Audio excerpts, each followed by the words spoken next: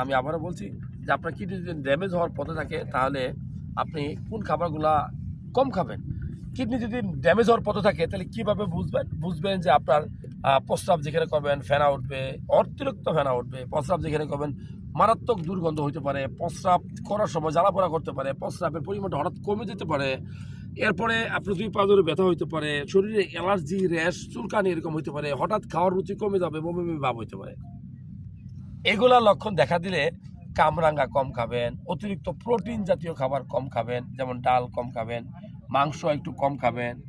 তারপরে আমরা বলি যে অনেক সময় আমরা ডিমের সাদা অংশটা খাইতে বলি, ডিমের হলুদ অংশটা খাইতে না করি। আবার কিছু খাবার আছে কিডনি ভালো রাখে, যেমন দারুচিনি, হ্যাঁ, তারপরে কাঁচা পেঁয়াজ, তারপরে আপনার লেবুর রস, কারণ লেবুর রসে অতিরিক্ত সাইট্রিক অ্যাসিড থাকে, ভালো মানের সাইট্রিক অ্যাসিড থাকে, যা আপনার কিডনি খেয়ে ভালো রাখবে।